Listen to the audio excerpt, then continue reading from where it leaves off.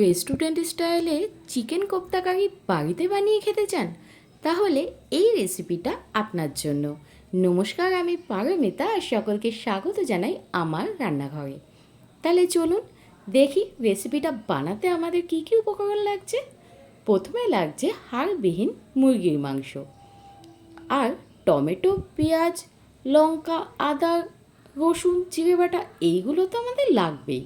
তার সাথে লাগবে কাজু বাদাম, তিল, চার মগজ, পোস্ত, ঘি, আর লাগবে খানিকটা সাদা তেল।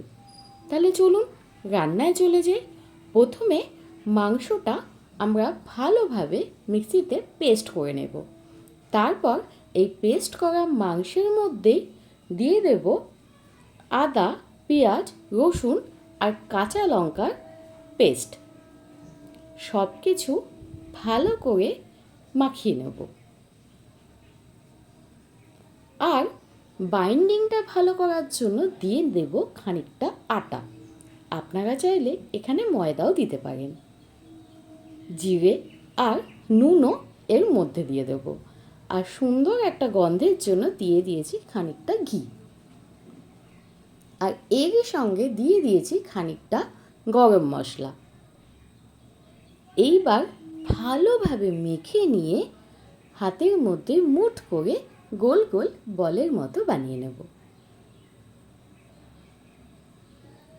আমার রেসিপি যদি আপনাদের ভালো লাগে, অবশ্যই আমার চ্যানেলটা সাবস্ক্রাইব করে পাশে থাকা বেল আইকনটি অন করে দেবেন, যাতে আমার দেওয়া রেসিপি সবার আগে আপনার কাছে পৌঁছে যায়।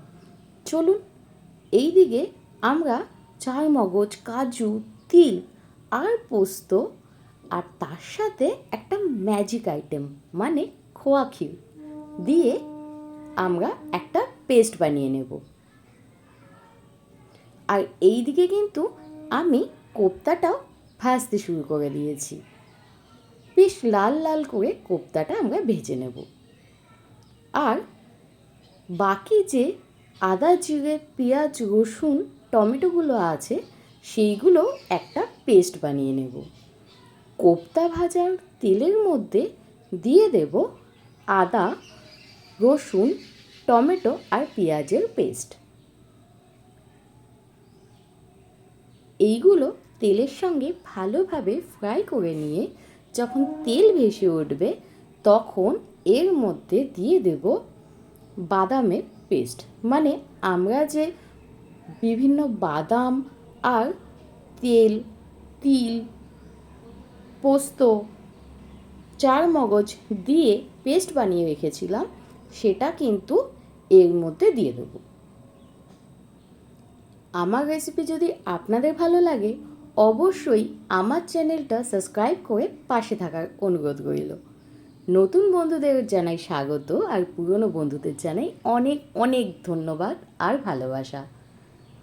এইবার সমস্ত মশলা একসাথে মিশিয়ে গেলে দিয়ে দেব সেই পোস্তর বাটি ধোয়া এক বাটি জল। এখানে অল্প জল দিলেই হবে। দিয়ে দেব খানিকটা নুন। এইবার সবটা ভালো করে ফুটে উঠলে দিয়ে দেব ভেজে রাখা কোপ্তাগুলো, মানে চিকেনের বলগুলো। সম্পূর্ণ রান্নাটাই কিন্তু এখন হবে কম আছে, যেহেতু বাদামের পেস্ট দেওয়া, তাই খুন্তি কিন্তু অনবরত নাড়তেই হবে।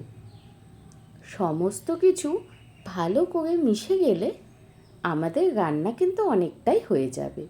দিয়ে দেব ওপর থেকে খানিকটা চিনি, আর দিয়ে দেব ঘি আর খানিকটা কস্তুরি মেথি। ব্যাস, আমাদের রান্না কিন্তু কমপ্লিট। এই রান্নাটা করতে কিন্তু বড়জোর আধ ঘন্টা সময় লাগে। তাহলে আবার দেখা হবে অন্য কোনো ভিডিওতে। সকলে খুব ভালো থাকুন। নমস্কার।